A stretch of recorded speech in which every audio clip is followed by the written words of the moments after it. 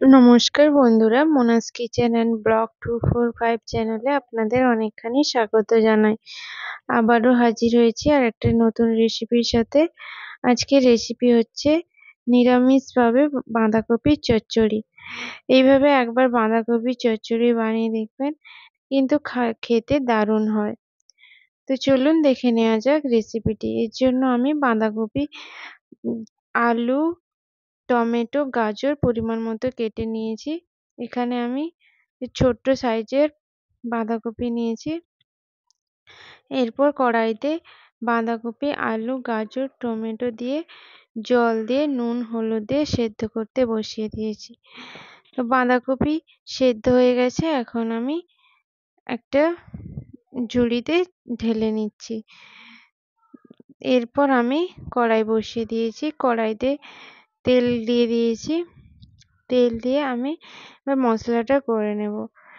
এখানে আমি একটা টমেটো কুচিয়ে নিয়েছি গোটা গরম মশলা, আদা বাটা, কাঁচা লঙ্কা, শুকনো লঙ্কা, তেজপাতা।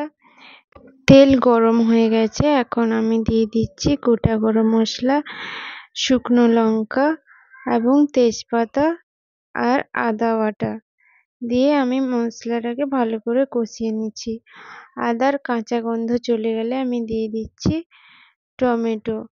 একটা টমেটো কেটে রেখেছি, সেটা দিয়ে দিয়েছি। এখন টমেটোটাকে ভালো করে কষিয়ে নিচ্ছি। এখন দিয়ে দিচ্ছি অল্প একটু নুন। নুনটা দিলে টমেটোটা গলে যাবে তাড়াতাড়ি। এরপর দিয়ে দিচ্ছি লঙ্কা গুঁড়ো এবং হলুদ গুঁড়ো দিয়ে ভালো করে মশলাটাকে কষিয়ে নিয়েছি। এরপর অল্প একটু জল দিয়ে দিয়েছি। জল দিয়ে আবারও মশলাটাকে ভালো করে কষিয়ে নিচ্ছি।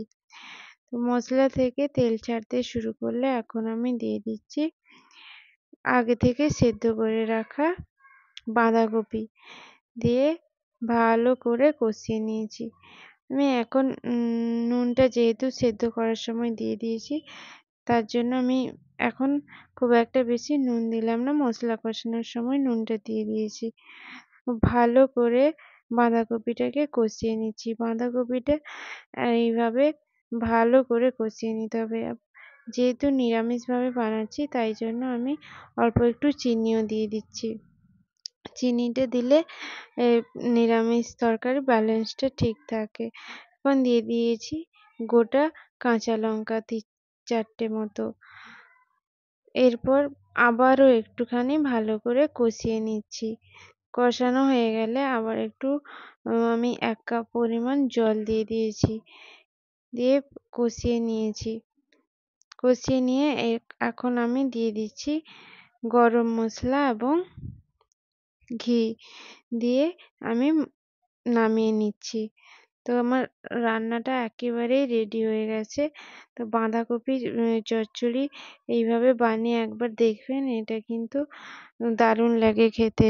তো রেসিপিটা কেমন লাগলো অবশ্যই কমেন্ট করে জানাবেন। আর যারা আমার চ্যানেলটিকে সাবস্ক্রাইব করেননি, তারা অবশ্যই সাবস্ক্রাইব করে দিবেন।